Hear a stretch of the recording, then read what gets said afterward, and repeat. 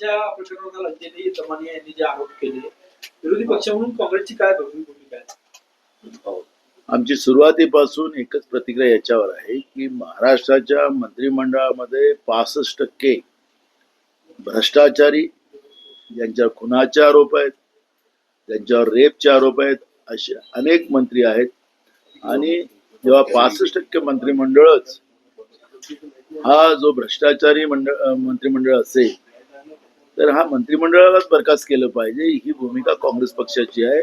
आणि आम्ही विधानसभेमध्ये एक त्या धनंजय मुंडेचेच प्रश्न नाही, तर आम्ही त्या सगळ्या मंत्रिमंडळामध्ये जे काही मंत्री आहेत, ज्याला दागी शब्द असा आपण म्हणतो, अशा सगळ्या मंत्र्यांच्या बद्दलचे पुरावे सहित आम्ही विधानमंडळामध्ये, विधानसभेमध्ये ही माहिती आम्ही मांडू आणि सरकारला त्याचं उत्तर द्यावं लागेल. ओबीसी म्हणून मला टार्गेट केलं जातं असं धनंजय मुंडे म्हटले. तुम्हाला असं वाटतं का की ओबीसी म्हणून त्यांना टार्गेट केलं जात आहे का?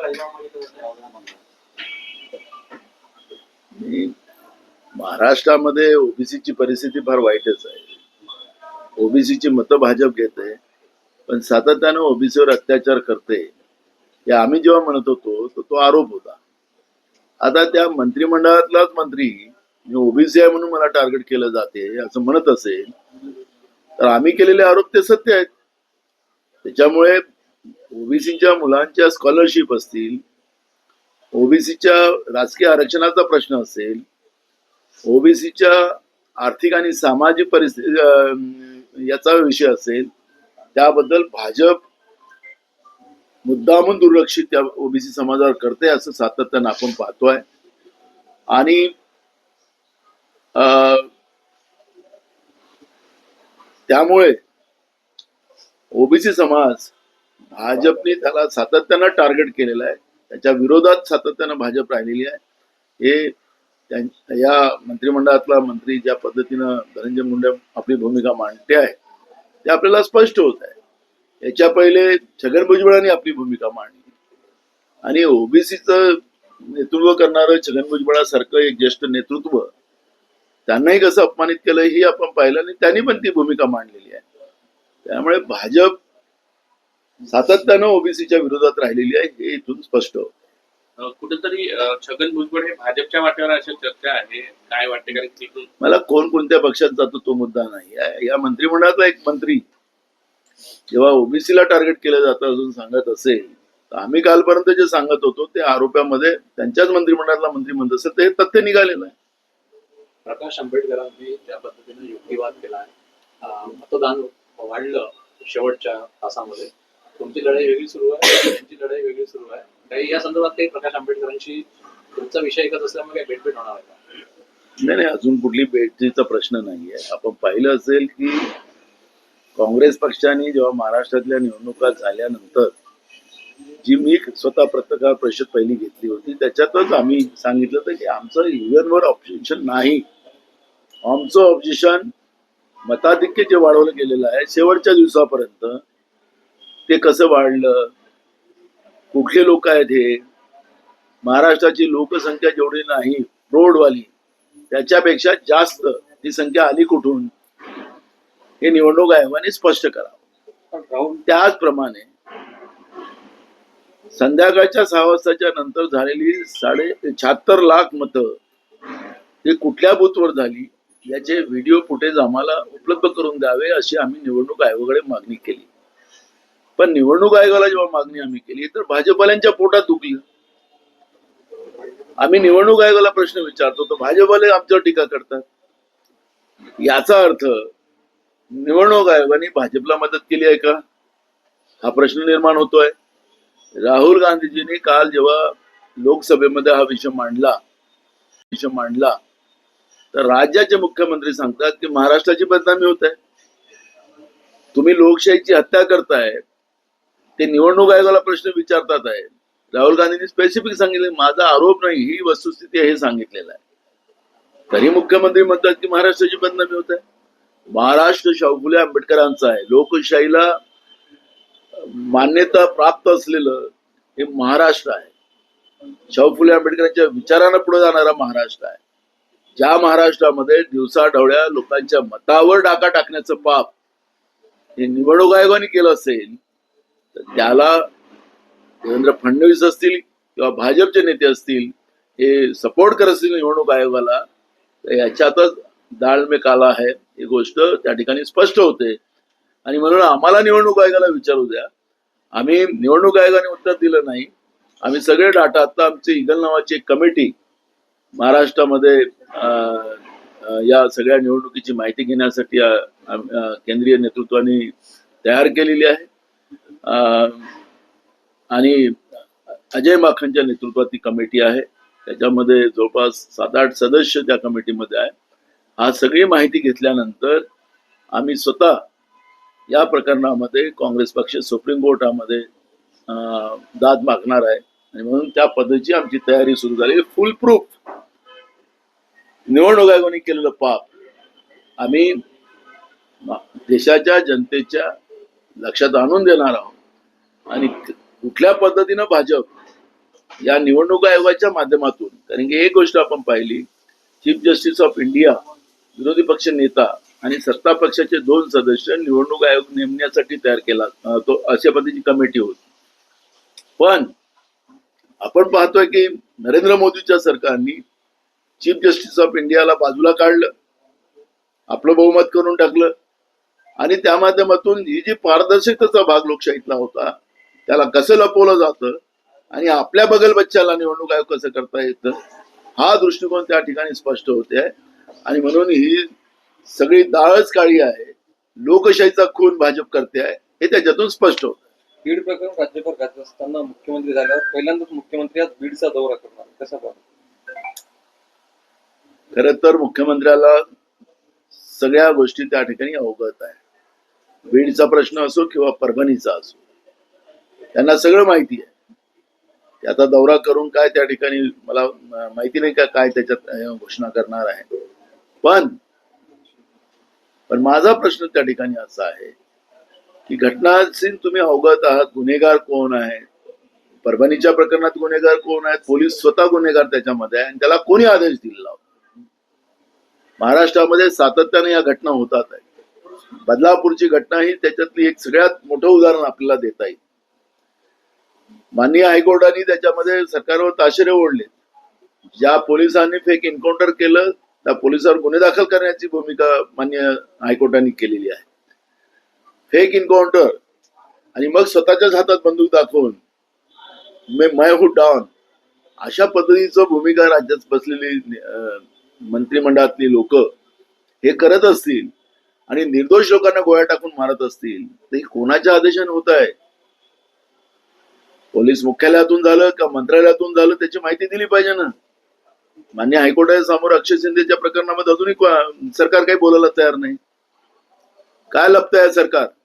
त्याचप्रमाणे संतोष देशमुखच्या प्रकरणात असेल किंवा परभणीच्या मागासवर्गीय पोराच्या पोलीस कोम्बिंगच्या ऑपरेशन मध्ये झालेला मृत्यू असेल, त्या दोन्ही गोष्टी सरकार लपवते आहे, मुख्यमंत्री लपवत आहे आणि हे गोष्ट स्पष्ट झालेली आहे.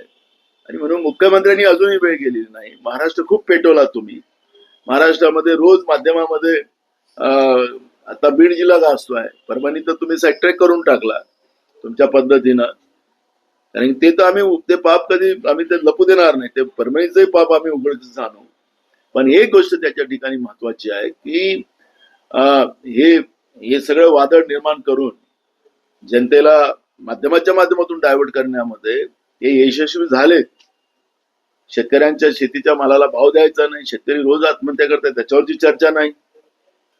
बेरोजगारांचे प्रश्न तसेच आहे. महागाई एसटीची असेल किंवा इलेक्ट्रिकची असेल, महागाई मोठ्या प्रमाणात चाललेली आहे आणि सर्वसामान्याला जगणं मुश्किल केलेलं आहे. आणि मूळ विषय डायव्हर्ट करण्यासाठी मुद्दामून हे प्रकरण तापवलं जाते आहे. आरोपींना पाठीशी घातलं जाते आहे. आरोपी अजूनही पकडले गेले नाही.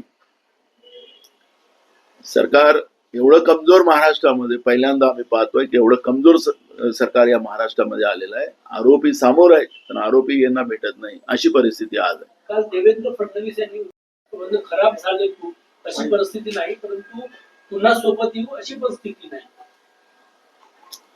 बघा, मला महाराष्ट्रामध्ये हे सगळे कृत्य तुम्हाला मधामधात तुम्हाला माध्यमाला दाखवायसाठी मी काल अजित पवारांकडे माझी मिटिंग होती, विधिमंडळामधल्या कामकाजाची मिटिंग होती, विनियोजन बिलावर जे काही विरोधी पक्ष म्हणून हत्यार आमच्याजवळ असते त्याचा वापर आम्ही केला आणि त्याची मिटिंग होती. तर काल चॅनलमध्ये दाखवायला सुरुवात झाली की नाना पटोले अजित पवारांच्या भेटीसाठी. मला भेट काय करायची त्यांची? त्यांचा रोज तर भेट तुमच्या दूरदर्शनवर होतेच. आम्हाला काय भांडणं चालली आहे, काय परिस्थिती आहे, मंत्रालयातल्या घडामोडी आम्हाला रोज कळतात. सेक्रेटरी लोक कसे वागतात, त्यांची गंमत कशी बघतात, ते सगळ्या गोष्टी माहित आहे. एक मंत्री सांगतो की त्याच्याकडे जायचं नाही, सेक्रेटरीला सांगतो, दुसरा म्हणतो की त्याच्याकडे जायचं नाही. तिथं सेक्रेटरी लोकांचं पण फार तीन तेरा झालेले आहेत. अशी परिस्थिती त्या ठिकाणी आहे. त्यामुळे जे काही लोकशाहीचे आयुध असतात ते आयुध वापरून आम्ही एखाद्या मिटिंगला गेलो, माध्यमाच्या भेटीला गेला. अरे त्या भेटीला गेला म्हणजे काय, मी गेलं भेटीला गेलं म्हणजे काय, काही समजतच नाही. म्हणून मला मुद्दा असा आहे की मुख्यमंत्र्यांनी काय कोणाला सोबत घ्यायचं कोणाला नाही घ्यायचं तो त्याचा प्रश्न आहे, पण ते राज्याचे मुख्यमंत्री आहेत. ते फक्त अदानी अंबानीला जमीन देण्यापुरतं नाही. एकनाथ खडसे यांनी काल रात्री फडणवीस यांची भेट घेतल्याची माहिती आहे. ती पुन्हा भाजपच्या वाटेवर असेल शकते. मी तुम्हाला तेच सांगायचं ना, आम्हाला याचं सोयीसुख नाही आहे. कोण येतं कोण जातं, पण महाराष्ट्रातलं सरकार हे महाराष्ट्राच्या जनतेसाठी काम करावं. लाडक्या बहिणीला 2100 रुपये केव्हा देणार हा एक प्रश्न आहे. बांगलादेशी लाडक्या बहिणीला तुम्ही पैसे दिलेत, बाहेरच्या राज्याच्या लाडक्या बहिणीला पैसे दिलेत असं तुमचंच म्हणणं आहे, सरकारच सांगते. आणि जेव्हा सरकार सांगत असेल तर सरकार झोपलं होतं का कायदा करत असताना? याच्यामधल्या त्रुट्या का नाही शोधल्या सरकारने? मग हे जे काही लूट राज्याच्या तिजोरीची झाली त्याला जबाबदार कोण? क्रेडिट तर तुम्ही घेतलं, आता जबाबदारी पण घेतली पाहिजे. आणि आमची मागणी आहे की सरकारवर गुन्हे दाखल झाले पाहिजे. एकनाथ खडसे यांचा विषय थोडासा वेगळा आहे. एकनाथ खडसे अमित शहाच्या भेटीला गेल्याच्या काही बातम्या आल्या होत्या. नंतर एकनाथ खडसे परत येणार अशा बातम्या आल्या. नंतर त्यांचा प्रवेश जो तो थांबला. मग ते आता कोणत्या पक्षात आहे काय याचाही प्रश्न आहे. एकनाथ खडसे हा विषय थोडासा वेगळा आहे. त्यांची भेटी तुम्ही कसं बघताय? मला त्याच्यावर कुठलंही कॉमेंट करायचं नाही. नाना, दिल्लीमध्ये एक तर विधानसभेचं मतदान होत आहे आणि दुसरीकडे पंतप्रधान जे आहे ते प्रयागराजमध्ये अमृत स्नान करण्यासाठी गेले. कसं पाहतो? इव्हेंट मध्ये बीजेपीला आणि नरेंद्र मोदीला कोणीच पकडू शकत नाही. ते फार स्पेशालिटी आहे त्यांची. कुठल्या वेळेस स्नान करायला जायचं, कोणत्या दिवशी जायचं, कोणत्या दिवशी आपलं भाषण करायचं लोकसभेमध्ये, हे सगळं ठरलेला प्लॅन असतो. त्याला इव्हेंट म्हणतात त्यांच्या भाषेमध्ये. प्रयागराजमध्ये कुंभमेळ्यामध्ये झालेलं इव्हेंट जो भाजपने केलेला होता, त्या इव्हेंटमध्ये मोठ्या प्रमाणात श्रद्धाळूंचा जीव त्या ठिकाणी गेला. त्यांच्या इव्हेंट, त्यांच्या VIP कल्चरमुळे. आणि त्याच्यामुळे किती त्या ठिकाणी श्रद्धाळूंचा मृत्यू झाला हे पण सरकार आकडे सांगायला तयार नाही. आणि म्हणून इव्हेंट बाजाबद्दलची चर्चा मी या ठिकाणी करावी तो काही अर्थ नाही. नितीन राऊत बोलले की संसदेच्या अधिवेशनानंतर नवे प्रदेशाध्यक्ष मिळतील, तरुण आणि आक्रमक प्रदेशाध्यक्ष हवे, त्यांना जर संधी दिली पक्षांनी तर ते त्यासाठी तयार आहे. आमच्या शुभेच्छा आहे. आम्ही तो लवकर वाट पाहतोय. नवीन अध्यक्ष लवकर व्हावं याचं आम्ही पाहतोय. ज्यांना व्हायचं असेल त्याला आमच्या शुभेच्छा. तुम्ही शिफारस कराल का नितीन राऊत? बिलकुल. आम्हाला जेव्हा राष्ट्रीय नेतृत्वाने विचारलं की कोणाला करायचं तर आम्ही बिलकुल करू. नाराव, गेल्या 8 वर्षात जवळ 950 ओबीसी विद्यार्थ्यांच्या UPSC मध्ये निवड होऊनही नियुक्त्या रखडलेल्या आहेत. नॉन क्रिमिलेअरचा विषय आहे आणि त्यामुळे या नियुक्त्या रखडलेल्या आहेत. तर राज्यातील 150हून अधिक ओबीसी विद्यार्थी. मी मगाशीच सांगितलं धनंजय मुंडेच्या प्रकरणात त्या सरकारच्या मंत्र्यांनीच आरोप लावला की ओबीसी आहे म्हणून माझ्यावर अन्याय केला जातो. मंत्री म्हणतोय. तर मी मगाशीच सांगितलं की महाराष्ट्रामध्ये सातत्यानं ओबीसीच्या विद्यार्थी असेल, राजकीय आरक्षण असेल, या सगळ्या याच्यामध्ये भाजप ठरवून या ओबीसी समाजाला टार्गेट करत आहे. UPSC MPSCच्या परीक्षेमध्ये पास झालेल्या मुलांच्या मुद्दामून क्रिमिनलची अट टाकून त्यांना केंद्रीय नेतृत्व सुद्धा बीजेपीचं, जे स्वतःला काल सांगत होते की प्रधानमंत्री आपल्या भाषणात बोलत होते, काल मी त्यांचं भाषण ऐकत होतो की ओबीसीचा आम्ही संविधानिक आयोग नेमला. अहो, संविधानिक आयोग नेमला तर ओबीसीची जनगणना करा ना. आपण ओबीसीची जातनिहाय जनगणना करा म्हणजे तुम्ही ओबीसीचे प्रधानमंत्री हे स्पष्ट होईल. मी जे प्रश्न विचारले होते, मी जेव्हा खासदार होतो त्याच्या म्हणले की मी मंत्रालय बंद करायला निघालो, ओबीसीचं मंत्रालय उघडायला तयार नाही. महाराष्ट्रामध्ये ओबीसीचं मंत्रालय उघडलं आमच्या मित्रांनी, देवेंद्र फडणवीसांनी, पण तिथं स्टॉप नाही.